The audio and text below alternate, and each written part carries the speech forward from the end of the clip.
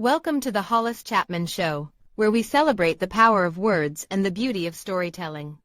Join us on this journey as we delve into the minds of successful authors and small business owners who have mastered the art of crafting captivating narratives that inspire, educate, and entertain.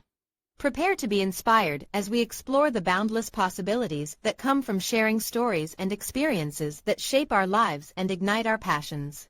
Through heartfelt conversations and insightful discussions, we uncover the wisdom and creativity that fuel these incredible individuals in their pursuit of greatness.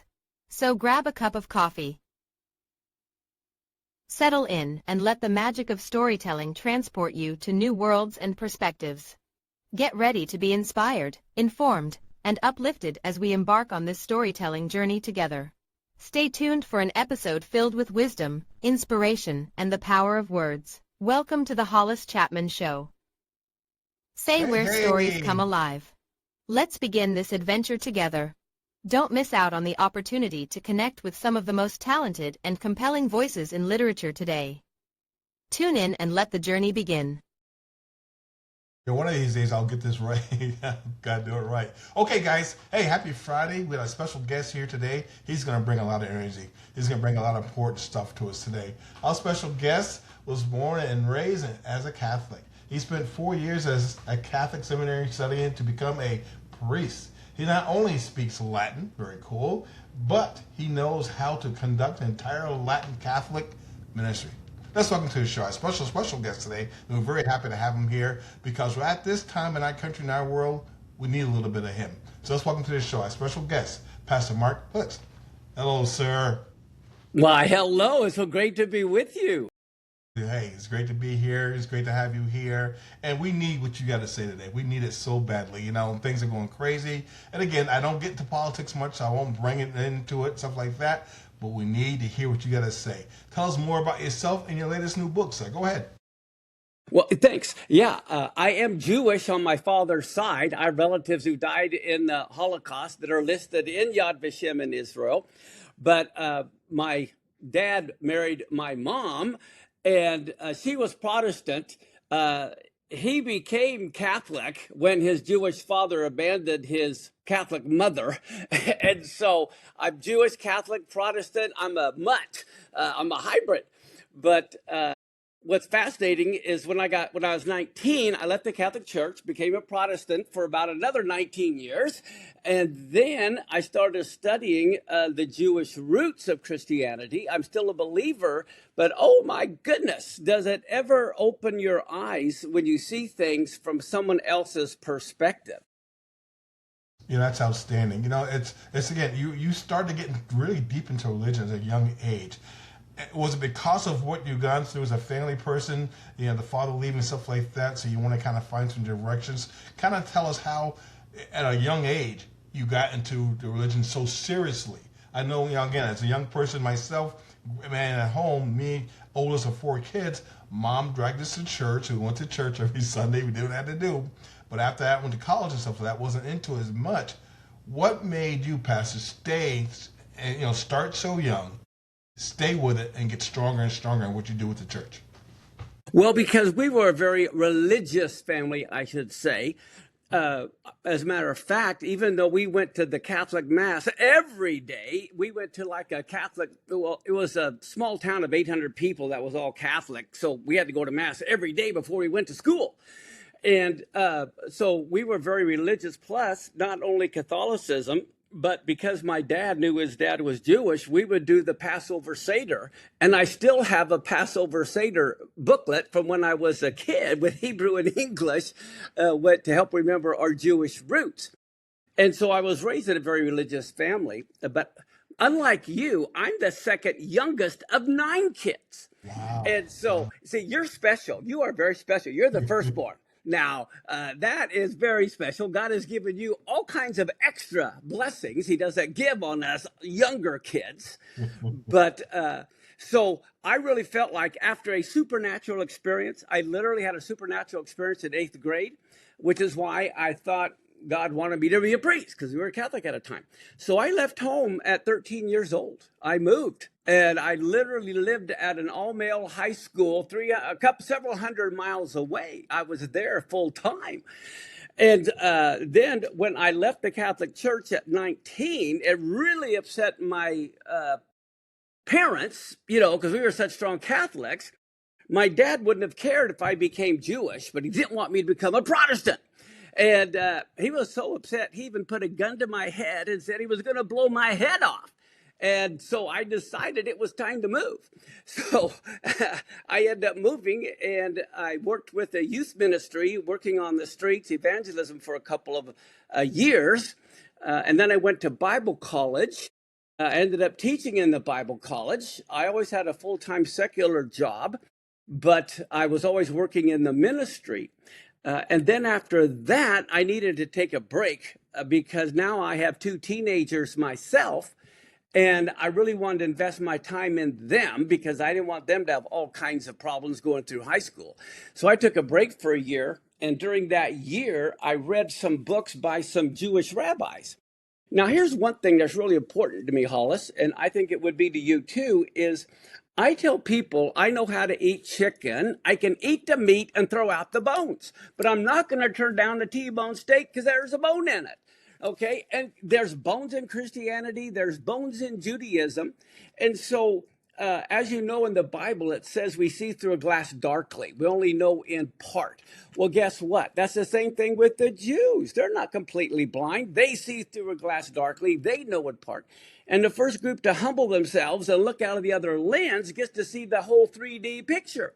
And so that's what happened to me, and it revolutionized my life because the Word of God is compared to water.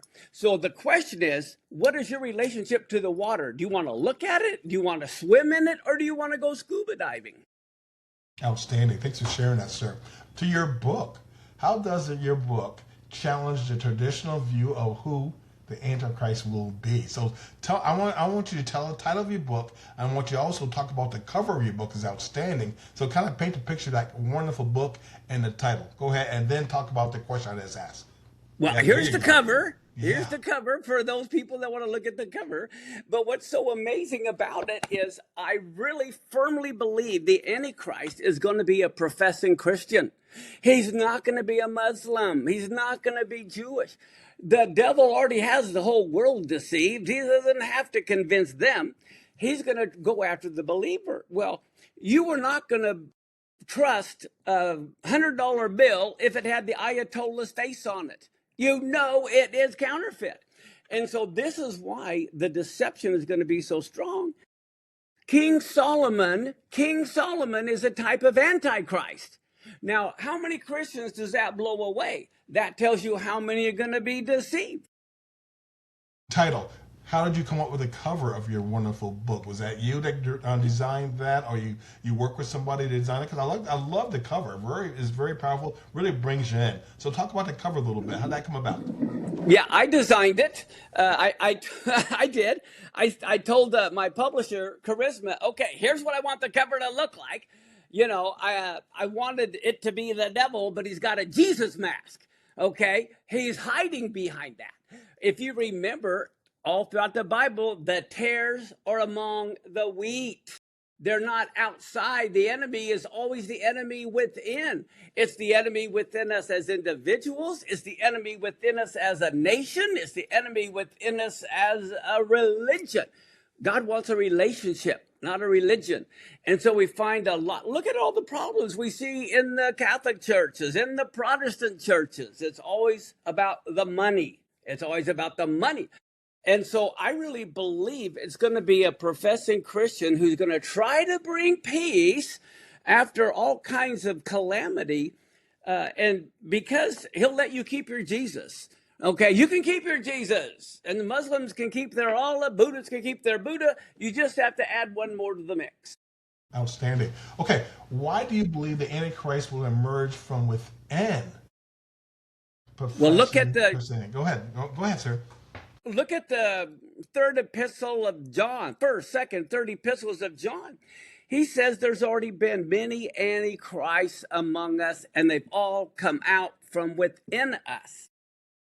And even the Apostle Paul says, as soon as I come, devourers are going to come in and devour you. Do you know, I can show you a verse that nobody recognizes. They've read it probably 100 times. But there's a verse in your Bible that the Apostle John was kicked out of the church. All the Jews were kicked out of the church. And any non-Jew who wanted the Jews in were also kicked out. It's in every Bible, but nobody sees it. Guess where it might be? Go ahead. Share that with us, sir. It's in 3rd John. 3rd John, verse 9. The Apostle John says, I wrote to the church, but Diotrephes. That's about as Greek as you can get. He says he does not receive us. He doesn't even receive the Jewish apostles. Then when you look at 3 John 9, it goes on to say, not only that, he doesn't receive the brethren, the other Jews. And not only that, he kicks out any non-Jew who wants the Jews in. It's right there. 3 John 9, you can read it. Okay, so, just kind of bring that into today's world. Is the dissension in our country, the division in our country, the hatred in our country, with the ICE and this and all that kind of stuff like that. Is there something where we can kind of bring us together? What can bring us together? How can I love you? How can you love me? How can we be friends with you? How can we be friends with somebody else? I don't care what religion they are. I don't care what race they are. That's how I was raised, this point where I don't care the skin color of a person. I just want to be, if you're nice to me, I'm going to be nice to you. Is there a future in that, sir? Well, that's how I was raised. That's exactly how I was raised. That's how my dad raised me. My mom raised me. They love God. They love people. And we didn't care. I think the whole key is understanding the heartbeat of God. It is not being a narcissist. For almost everyone, their world is too small. It's all about them. When you realize it's not all about you, then everything changes. Myself, I have spoken in 25 nations. I love all nations. As a matter of fact, in my congregation, we have 12 languages spoken. Okay?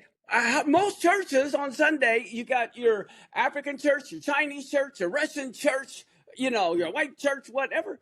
We have a whole mix, not only of every denomination, but every ethnic group.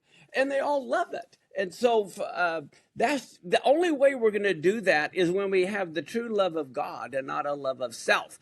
And that's what God's been fighting for 6,000 years. So I know we ain't going to win it, but we got to try. For the people listening and watching, pastors' congregations in Washington State. So if you're in Washington State, drop by, say hello. He welcomes all. So good for you. I love that.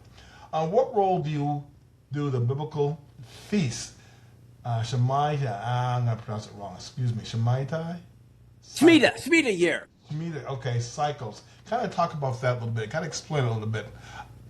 You're thinking about that, okay? Because again, I don't talk about religion much on this show, but I think it's important. I think what you're doing and with the stuff we got going on now in this world, we need your talking. So talk about that a little bit, how we can bring it together, and how it can just kind of, for the future.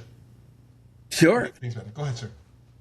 Well, what's so important, Hollis, just like you and I meeting together, we have to agree on what time we're going to meet. If you're on the East Coast, I'm on the West Coast. If we're going to meet, we got to agree what time. For me, this is important. It has nothing to do with religion. It has to do with relationship. Yes. You and I, we got a relationship, so we got to work on the timing. Well, if you want a relationship with God, you need to meet with him in his time zone. He's got a different time zone. That's what I'm trying to explain, which is mind-blowing. Because Islam is based their calendar only on the moon. Accurate calendar. And then the Gentiles, their whole calendar is based on the sun. Scientifically accurate, but it's not the one calendar God is on. In Genesis 1:14, he said he wanted both the sun and the moon to determine the calendar. And so how can we meet with God if we're on the wrong calendar, we're in the wrong time zone? Because he's the boss. We don't tell him when to meet with us. He tells us when to meet with him. So in the beginning, what the Shemitah year was Just like God said he wanted man to rest on the seventh day, his property. It doesn't apply to all the world. It was only his property in the land of Israel. The Israelis had to let that land rest every 7 years. So the Shemitah cycle was not, well, you have every 7 days, the man rests, and then every 7 years, the land got to rest, and they had an economic reset. Look at how many $38 trillion were in debt. We have no clue how to run an economy. God does. That's why we got the bankruptcy law. You can only claim bankruptcy every 7 years. It's based on that 7-year cycle. Well, then there was a Jubilee cycle, which was 7/7. So after 49 years, the next year was the Jubilee year or the 50th year. And that's where you always got your property back. You could lease your property, but every 50 years you got your land back. And that was only the land of Israel.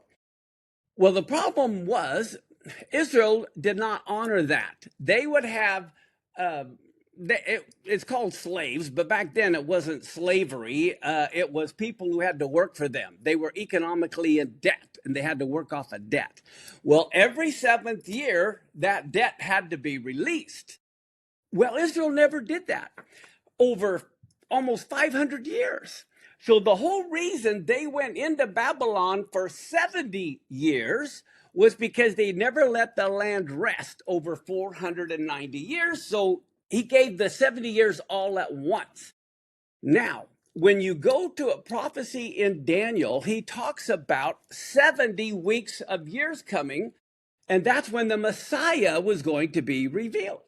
Well, there is 1 week of 7 years left that everyone calls the tribulation. Well, what people don't realize, it's not a normal 7-year randomly starting. It's a Shemitah week. So the question is, when does the next 7-year Shemitah week begin? And it is this coming fall of 2029 going into 2030. So what that means, that 7-year time period of the tribulation could start the fall of 2029, 2030. And if it doesn't, it can't start until the fall of 2036. So this is understanding the calendar, knowing when the Antichrist could possibly come. And my book is telling you there's a good chance he could be appearing in about 3 years. Outstanding. Thank you for sharing. I love the passion. I love what you do that. Okay, at this time, sir, tell us where do we go after this show to learn more about you and to purchase your book? Where do we go? What website? Where do we go? We can go to, we're known as El Shaddai Ministries. To make it simple, we have esm.us, or you can go to Amazon and just type in Mark Biltz, but it's esm.us. Outstanding. What are the key pillars of your thesis and your book that you hope to communicate to us? And why do you think these are the modern believers? So key pillars from your book that communicate to you. What are the key pillars? Well, the main thing that we need to understand is the Antichrist is going to be a professing Christian, which is why we're going to be so deceived. That King Solomon was a type of Antichrist. Everything God said not to do, he did. God said, don't multiply wives. That's what he did. He said, don't marry foreign wives. That's what he did. He said, don't multiply silver and gold. That's what he did. He said, don't multiply horses. That's what he did. He even sold them to the enemy after he got them. And he was the one who instituted child sacrifice. Solomon, his wife sacrificed his firstborn son from them. It's all in the Bible. And so he made peace, but he made peace going against God's covenant. And that is exactly what the Antichrist is going to do. He's going to be making a peace, but he's not going to do it according to the scriptures. So I want people to understand the foundational thing. I don't want people to be deceived. And so they have to look at the Bible through a different lens than what they're used to. You know, it's, again, listen to you speak and how you provide your information and things. You know, sometimes people talk about church and they're really passionate about church. They really push it on you. They really sit there and kind of like, where it turns you off. You're not Yeah. going to say, you don't do that. You don't present it that way. How do you think you got the skill set to present something where you go like, you know what? I like what you're saying. I want to hear more. Maybe I will go to your congregation. Maybe I will go to Washington State, listen to it. How do you think, sir, do you have the skill set to present it where people will sit down and go, tell us more? What do you think? Yeah, that's important. You know what, Hollis? I have every weekend when I speak, my congregation's about 250,000.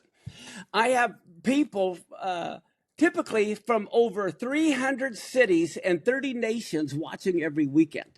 So right there demonstrates a skill set that I'm able to reach everyone. I travel the world and I help people. I just came back from Kenya. We gave them a couple $100,000. We put in 4 wells. We went into prisons and they have a debtor's prison and we paid the debts off so they could get out of prison. No, I go around and I do things. I don't just preach it, I do it.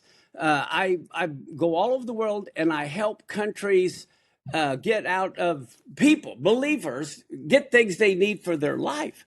And so I've walked this minefield for 30 years, even Jewish Christian relations. But it goes back, I'm not one who preaches hellfire condemnation because it says it's the love of God that brings people to repentance. So I'm not one of those hellfire brimstone type preachers. And I listen. That's the other thing. I listen. What a key, what a concept. I want to hear, I don't want to make a friend with someone to convert them. I want to truly be their friend. I want to get to know their heartbeat. I want to get to know where they're at. And so for me, it's all about relationships. And it's not about, I don't even try to convert the Jews. I have Orthodox rabbis who fly all the way from Israel to come and speak to our congregation because it's not, I don't have a hidden agenda. I just want to be a friend. And I don't think I know it all. I believe you and everyone on this planet has a piece of the puzzle. And I'm an explorer. I'm an adventurer. And I want your piece. I want Hollis's piece of the puzzle because that will help me get a better image about God. Outstanding.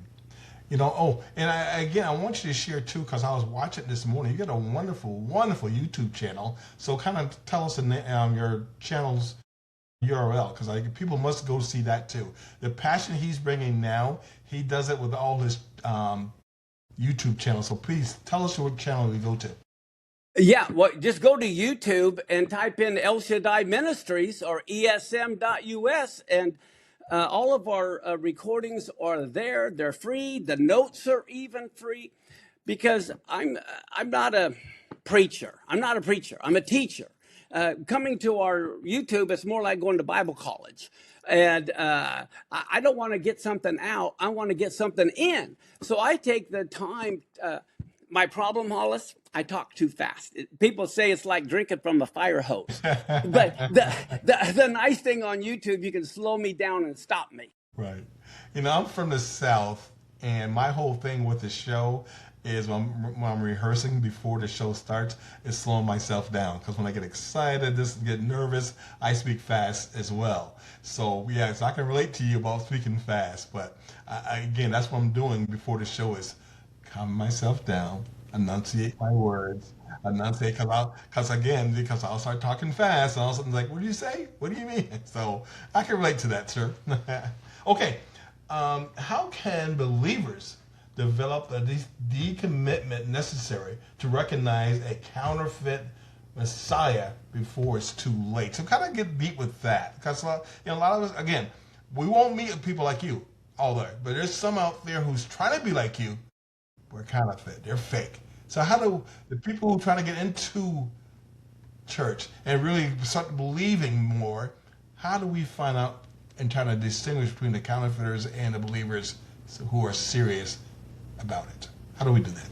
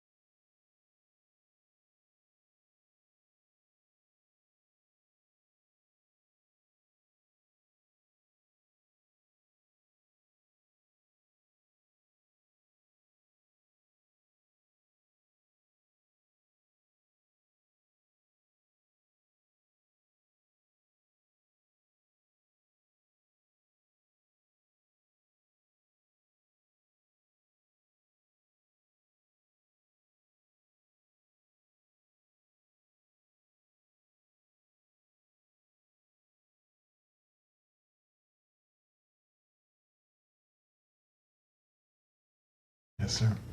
You know, there's a lot of topics there that I can switch to, but we just don't have time. You know, the point where you want people to believe you, you want people to trust you, but you and I know because they use the word in church, stuff like that, people sit there and say, okay, I trust you for all. And all of a sudden, some things happen badly. They come from, you know, are you abusing children? Are you abusing this one? Are you having affairs and stuff like that? You know, that what sometimes makes it really scary to give to church because some people are. Some people, they open their minds up and, okay, let me believe this pastor. Let me believe this minister. Let me believe them. But actually, that person is trying to get you in a situation where you just take total control and do what they want. How do you tell a person to watch out? I know you just explained how to help different countries. How do you help out a person who's a woman who maybe been through a bad marriage? She goes to church and try to get her life straight and try to get a right person in mind. How do you help her understand that don't let them go too far? There's a line. Don't let them cross that line. Don't let them cross the line with your children. Don't let them cross your mind with you personally. You know, stuff like that. Is there a certain way how we can do that and still be a believer? And don't let the other person. Go ahead.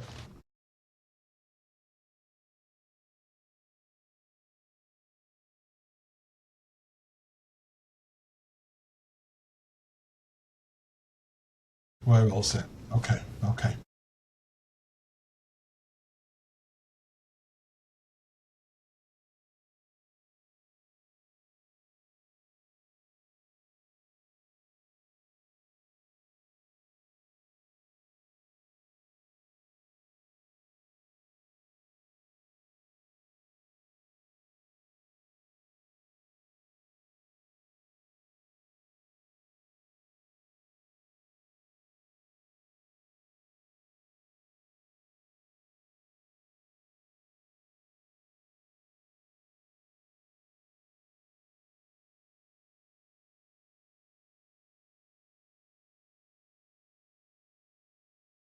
Outstanding. Before we get to the final comments, sir, please tell us again where do we go after the show to buy your book and learn more about you? Where do we go?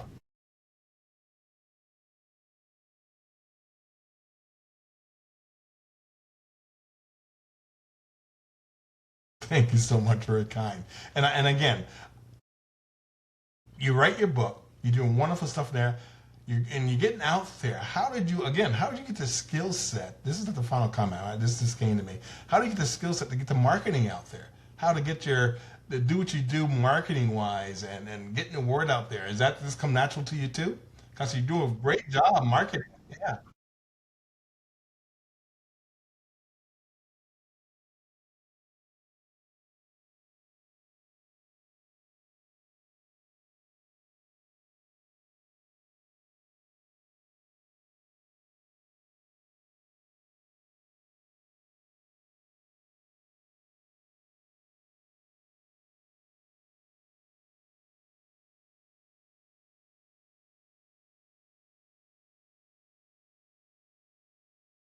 Yeah.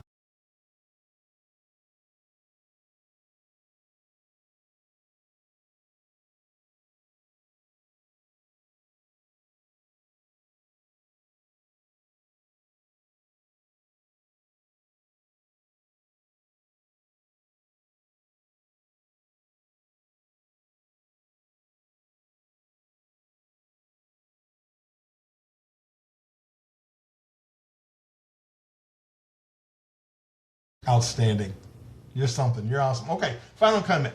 What key concepts you hope readers grasp from your latest book? What should we take away? You know, I get your book. What do you want to Hollis and my followers to take away from reading your book, sir, in closing?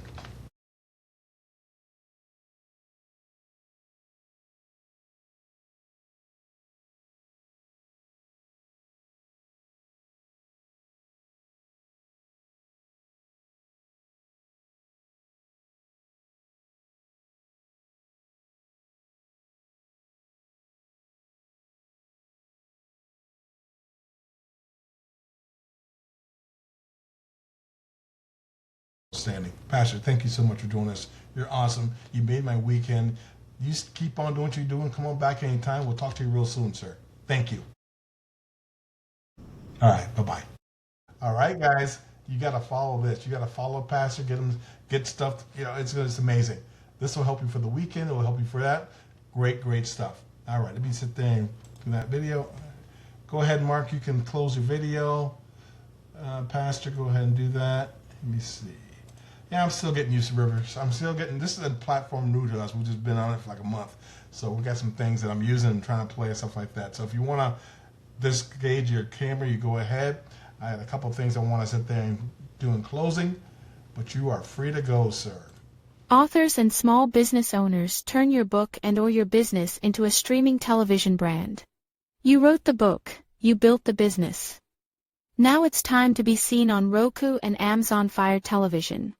The Hollis Chapman Show helps authors and small business owners get featured on a professionally produced TV show, appear on Roku and Amazon Fire Television streaming platforms, build authority and credibility, reach new audiences beyond social media, receive in-house marketing support.